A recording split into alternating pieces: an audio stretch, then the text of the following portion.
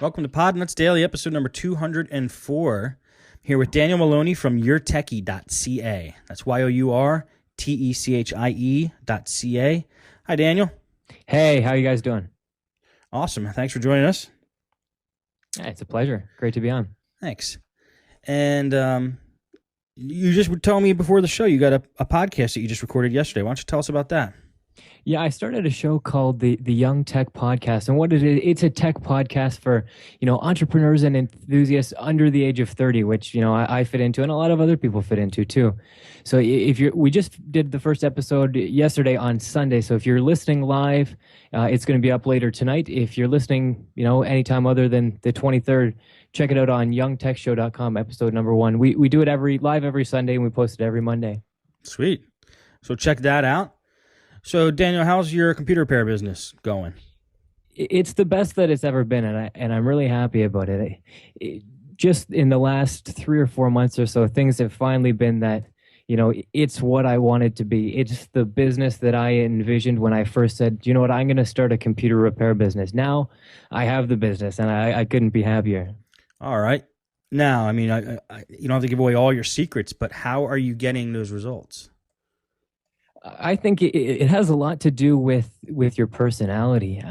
There's certain types of personalities that they click well with people. They enjoy talking to people, and there's some that don't. I have a personality where I can network with people great, and I would say maybe 80% of my business is referrals from previous clients or the same clients that just want to keep wanting to deal with me. Yeah, I know. I kind of know what you mean. I had a feeling when I left my shop, a lot of my customers, and I know because I asked the new owners, they were all asking for me after I left, because you build up a friendship with them, a communication line with them, and that is a very strong thing to have. Do you think that is most of it, or are you doing any type of like special advertising or anything we should know about, or is it just that simple, like what you just said?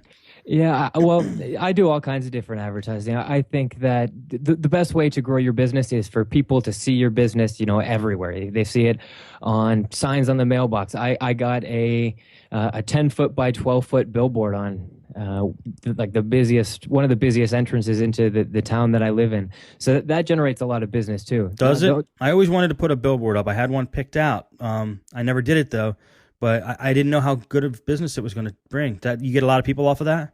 Yeah, totally. I remember I heard you talking about that. It was expensive though, from what I remember, right?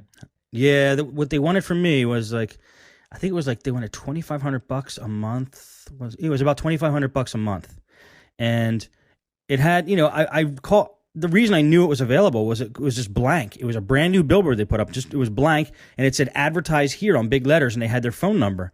So I called them and I asked him, and he's like, "Yeah, we haven't had anybody the first person that's going to start off that's where the bidding starts with the first person, and we want like $2,500 a month." And I was like, "Yeah, it's too expensive. Sorry." And then for the next year, it's just still said "advertising here available," and it had the phone number. So I could have been paying them I would have paid like $500, maybe $700 a month. I could have been paying them all year. You know what I mean? But instead, they wanted to hold out for their $2,500, so they lost out on my money. It's stupid. But eventually, somebody did go up there, so I don't even know how much they're paying. They probably brought the price down, but that's how much it was costing here, U.S. dollars. How much does it cost for you? Well, this is one of my secrets, and this is something that I really want to share with everybody. And this is why I wanted to come on the show to definitely say this. I cut deals like a madman. Tons of people, they'll cut deals with you. Like, you're an expert. You're real good at what you do. So, you say, oh yeah, we'll work something out. Like I'll come repair your computers. If you just give me a ring, I got you covered, that kind of stuff. And they'll give you a real good deal. I got my sign done. I got a 10-foot by 12-foot billboard, the actual sign made. It cost me $300. Wow. And I told the guy I'd help him out with Illustrator sometimes because he has all kinds of troubles with it. And the actual sign itself, the sign company, I pay like $250 a month where they normally charge like $500. Really? Because what? How did you walk into that? You just said, "Look, I'll cut you a deal. I'm a computer repair technician. I'm really good at what I do. I'll fix your computer," or what?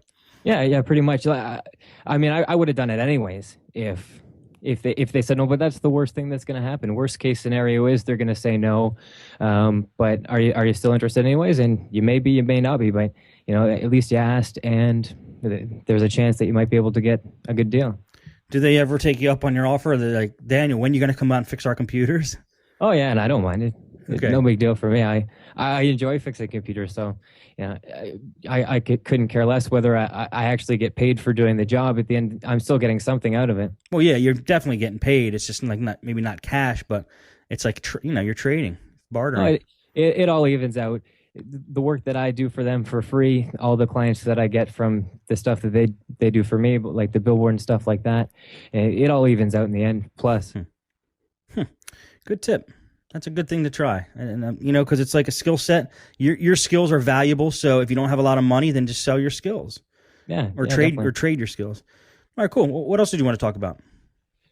This is something that came in handy twice today, and I was driving home tonight and I was like, man, I want to talk about these things. I don't know if anybody out there, if you guys use the Scotch locks, and they also call them like the telephone splicing connectors. These things, they save my butt all the time, and I never heard about them until I actually started using them. Somebody showed them. They use them a lot in telephone wiring and stuff like that. What they are, it's a small little connector, and it's filled with silicone. If you just search, they're made by 3M. They make, and there's generic ones too. But if you search Scotch locks on Google Images, you can get an image of it. But it's just a small little connector, and it's filled with silicone, and it's got a couple little connectors inside, and you can slide two cables into it, and then you click it with either like a hammer, or you use you can get special tools for it, but you could just use a pair of pliers to squish it together, and it makes a connection with the silicone. I don't know if I'm explaining it very well. It's kind of complicated, but it's actually real simple to hook them up. But what I use them for is, today there was a customer, and they wanted to move their printer from one spot to another, but the USB cable wasn't long enough. And I didn't have an extension or a longer USB cable with me, but they had two USB cables. So I just cut one end off, used these Scotch locks. There's only four cables in four cables in a regular USB cable. So I just spliced them all together with these Scotch locks. It took 2 minutes, and then they've got a 12-foot long USB cable instead of a 6-foot long one. So you don't have to solder or anything, is what you're saying? No soldering. You just slide one end in, slide the other end in, and then click it together with the pliers. And it's got like silicone inside of it. So it's just like you just squeeze it together pretty much, and it makes the connection inside. Weird. I'm trying to get a good picture of them. I'm on Google Images. Scotch locks.